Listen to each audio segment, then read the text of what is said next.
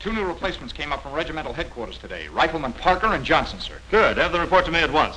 And after mess, issue their equipment and instruct them in the proper care and use. Yes, sir. What are these metal edges for? Well, there are 2 reasons for them.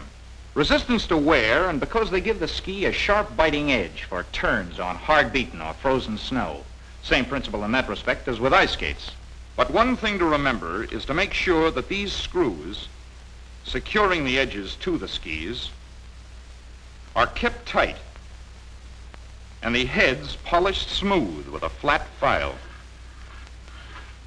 Ski lacquer. Liquid ski wax.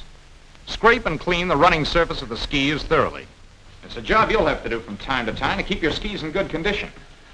Of course, it is essential before applying this lacquer that the surface of the ski be cleaned thoroughly with steel wool.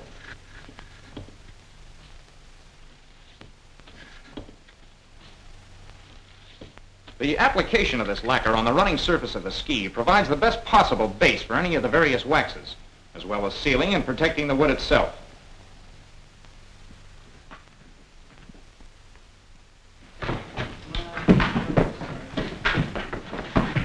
You're in kind of a hurry, aren't you? Sure, this is going to be great. Where are your sun goggles? Goggles? Oh. Did you ever hear of snow blindness?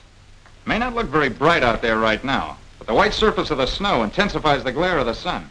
That's why you have to wear those goggles. Oh, and by the way, you better put some of this preparation on your face to prevent sunburn. Yes, sir. Here we see the men climbing on a hard-packed foot trail leading to the nearby practice slopes.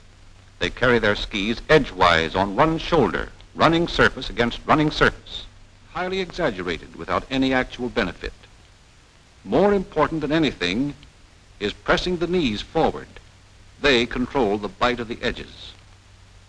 You must have the feeling of firmness in your ankles, as though you were gently scraping the snow off the surface.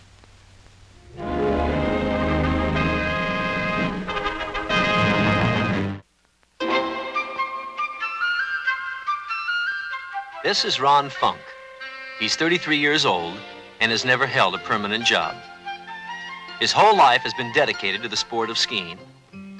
He would rather ski than do just about anything. There were a few people riding the cable car and sticking to the trails, all except Bob Smith, who was out in the trees testing his new no-fog goggles that he'd invented.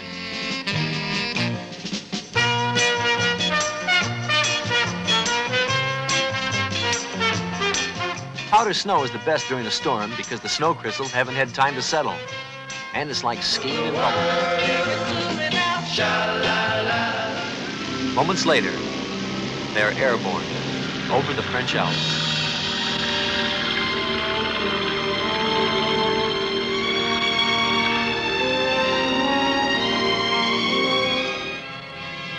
And now for a 21-mile ski run in fresh powder on an island in the South Pacific in the month of July.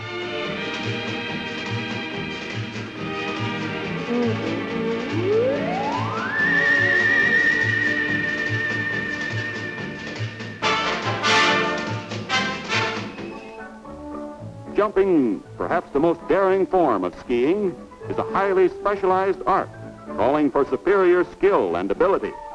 It's as exciting and exhilarating as a parachute. Training went overseas into combat and spearheaded the Allied advance. Clark called them the finest combat division in the history of the United States. Young or miniature golf. And in those days, even the flags of the competing nations were revealed.